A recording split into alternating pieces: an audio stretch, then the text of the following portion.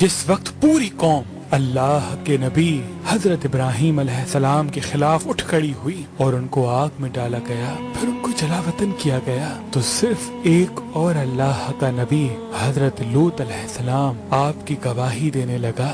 اور پھر جب حضرت ابراہیم علیہ السلام نے ہجرت کی تو آپ کے ساتھ آپ کے بھتیجے اللہ کے نبی حضرت لوط علیہ السلام بھی ہجرت کرنے لگے۔ حضرت لوط علیہ السلام کے والد کا نام ہاران تھا، جو تاریخ یعنی آزر کے بیٹے تھے۔ آپ کے والد کا آپ کے بچپن میں ہی انتقال ہو گیا تھا، تبھی آپ اپنے چچا ابراہیم اور دادا آزر کے ساتھ رہتے تھے۔ جب اللہ کے خلیل ابراہیم علیہ السلام مصر سے فلسطین کی طرف ہجرت کرنے لگے تو آپ نے اپنے بھتیجے لوط کو سدوم بستی کی طرف بھیج دیا اور یہ فرمایا، اے اللہ کے نبی لوط، اس قوم تک اللہ کا پیغام پہنچاؤ، ان میں بدکاری اور بے حیائی عام ہو چکی ہے، ان کی اصلاح کے لیے جاؤ اور وہاں رہنا شروع کر دو۔ تو یوں حضرت لوط علیہ السلام سدوم بستی کی طرف روانہ ہو گئے۔ یہ بحر مردار کے پاس ایک بستی تھی، تجارت کا مرکز اور مسافروں کے لیے آرام کی جگہ۔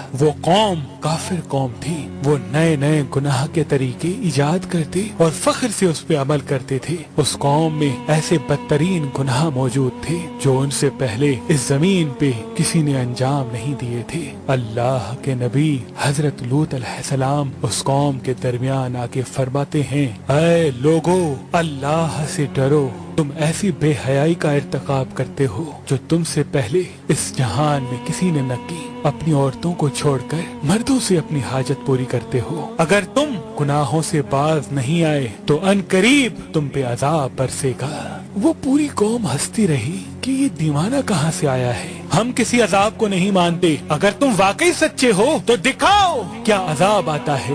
وہاں لوط علیہ السلام اور ان کی بیٹیوں کے علاوہ سب کے سب غلاظت میں ڈوبے ہوئے تھے اور اللہ کے پیغام کا مذاق اڑا رہے تھے۔ چنانچہ انہوں نے لوط علیہ السلام کو اپنی بستی سے باہر نکالنے کا فیصلہ کیا۔ اللہ کے نبی حضرت لوط علیہ السلام اللہ سے مخاطب ہو کے فرمانے لگے، اے اللہ، یہ قوم ہدایت پانے والوں میں سے نہیں بلکہ تیری ہدایت کا مذاق اڑانے والوں میں سے ہے۔ اے اللہ، جب بھی کوئی نوجوان اس بستی میں آتا ہے تو یہاں کے لوگ اس کو ہوس کی نگاہ سے دیکھتے ہیں، اس سے اپنی حاجت پوری کرتے ہیں۔ اے اللہ، میری مدد فرما۔ اتنے میں اللہ نے آسمان سے فرشتے بھیجے جو نوجوان خوبصورت لڑکوں کی شکل میں تھے۔ وہ جیسے ہی حضرت لوط علیہ السلام کے گھر آئے تو اللہ کے نبی لوط علیہ السلام گھبرانے لگے کہ یہاں کے لوگ ان کے ساتھ بھی وہ سلوک نہ کریں جو ان سے پہلے لڑکوں کے ساتھ کرتے تھے۔ وہ فرشتے کہنے لگے، اے اللہ کے نبی، گھبراؤ نہیں، ہم اللہ کی طرف سے آئے ہیں۔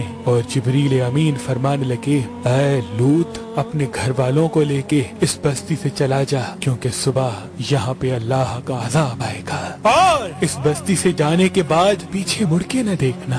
ہم تیرے پورے گھر کو اللہ کی پناہ میں رکھیں گے، بچا لیں گے، سوائے تمہاری بیوی کے، کیونکہ وہ پیچھے رہنے والوں میں سے ہوگی۔ افسوس، اللہ کے نبی لوط علیہ السلام کی بیوی نے جب ان لڑکوں کو دیکھا تو اس بستی کے لوگوں سے کہنے لگی کہ ہمارے گھر کچھ خوبصورت نوجوان آئے ہیں، کیا تم نے ان کو نہیں دیکھا؟ ان کا حسن ایسا ہے جیسا تم لوگوں نے پہلے کبھی نہیں پایا ہوگا۔ اتنے میں بستی کے کچھ لوگ حضرت لوط علیہ السلام کے گھر پہنچتے ہیں۔ حضرت جبریل امین ان کو ایسی ضرب لگاتے ہیں کہ وہ تمام کے تمام اوندھے ہو گئے۔ وہ سب واپس جانے لگے اور زور زور سے دھمکیاں دینے لگے کہ اے لوط، ہم تم سے کل نپٹ لیں گے۔ تو بس جیسے ہی لوط علیہ السلام اپنے گھر والوں کے ساتھ اس بستی سے باہر نکلتے ہیں تو جبریل امین اس بستی کو کھیر کر آسمانوں کی طرف بلند کرتا ہے اور پھر زمین کی طرف دے مارتا ہے، اور آسمانوں سے اللہ کا عذاب برسنے لگتا ہے۔ آسمانوں سے پتھر اور آگ ایسے برستی ہے کہ وہ ایک ایک انسان